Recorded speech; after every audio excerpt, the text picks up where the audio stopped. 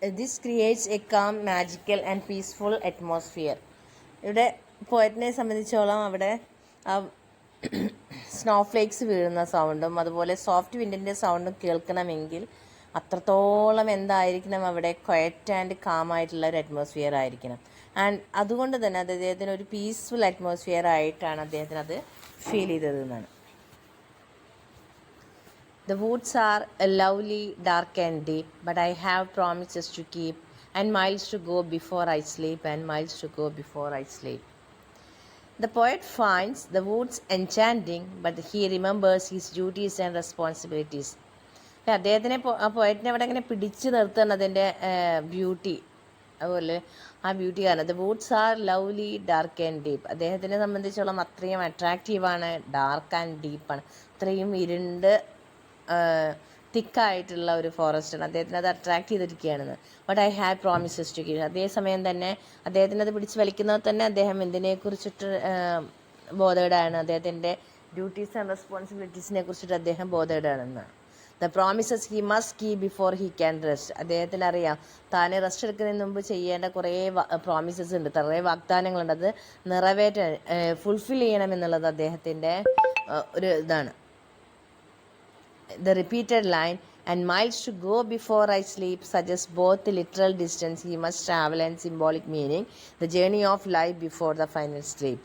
ഇവിടെ അല്ലേ 2 തവണ കൊടുത്തിട്ടുണ്ട് ആ ലൈന്, and miles to go before I sleep അല്ലേ. അദ്ദേഹത്തിന് ഉറങ്ങുന്നതിന് ഒരുപാട് ദൂരെ സഞ്ചരിക്കണം എന്നുണ്ട്, ആ ഒരു അർത്ഥമുണ്ട്. And miles to go before I sleep, ആ സ്ലീപ്പ് മരിക്കുന്നതിന് മുമ്പ് ഒരുപാട് കാര്യം എന്താണ്, he has to keep his promises before his death എന്നാണ് അദ്ദേഹം പറയുന്നത്.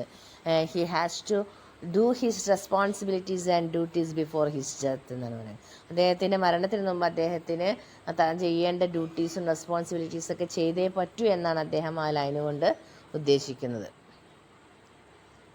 Themes and meanings of this poem and beauty of nature. The poem celebrates the peaceful, quiet beauty of nature. ഇതിൽ ശരിക്കും ആ നേച്ചറിൻ്റെ ആ ബ്യൂട്ടീനെ അങ്ങനെ സെലിബ്രേറ്റ് ചെയ്യാണ് ഇദ്ദേഹം ഈ പോയത്തിൽ ചെയ്തിരിക്കുന്നത്. And the poet is tempted to stay in the woods but chooses responsibility over rest അല്ലേ. പോയറ്റിന് അവിടെ ഒരു ടെംപ്റ്റേഷൻ ഉണ്ടാവുന്ന ആ വൂഡ്സ് അവിടെ തന്നെ നന്നായിട്ട് വാച്ച് ചെയ്യണമെന്ന്. പക്ഷേ അതിനും പുറമെ അദ്ദേഹത്തിൻ്റെ റെസ്പോൺസിബിലിറ്റി അദ്ദേഹത്തിനെ ഇങ്ങനെ ബോധേഡാക്കിയിരുന്നു.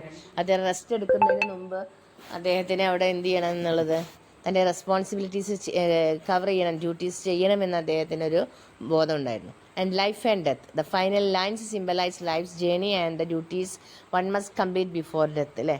ആ ലൈൻസ് ഉദ്ദേശിക്കുന്ന ഒരാളുടെ സിംബലൈസ് ലൈഫ്സ് ജേർണി, നമ്മുടെ ജീവിതമാകുന്ന ജേർണിയെയും അതുപോലെ മരണത്തിന് മുമ്പ് നമ്മൾ ചെയ്ത് കംപ്ലീറ്റ് ആക്കേണ്ടുള്ള ഡ്യൂട്ടീസിനെ കുറിച്ചിട്ടാണ് അവിടെ പറയുന്നത്.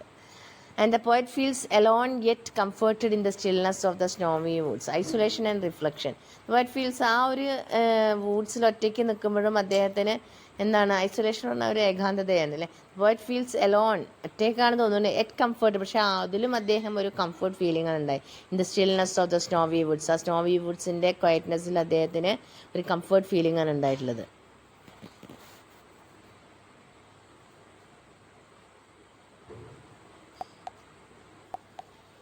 Stopping by woods on a snowy evening is a simple but deeply thoughtful poem that captures the balance between enjoying nature and fulfilling life's responsibilities.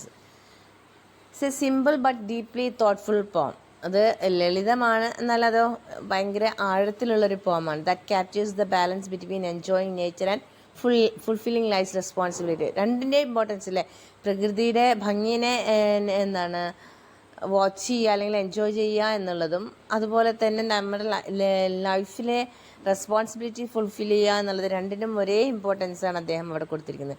ആ ഒരു ബാലൻസ് ചെയ്തിട്ടാണ് അത് പോയിട്ടുള്ളത്. And Robert Frost uses clear language, soft rhythm and repetition to create a peaceful yet meaningful atmosphere that stays in the reader's mind. Robert Frost uses clear language, soft rhythm and repetition to create a peaceful അല്ലേ. ഇവിടെ ഉദ്ദേശിക്കുന്ന വ്യക്തമായിട്ടുള്ളൊരു ഭാഷ ഉപയോഗിച്ചിട്ടുണ്ട്, വളരെ soft ആയിട്ടുള്ള റിതമാണ്.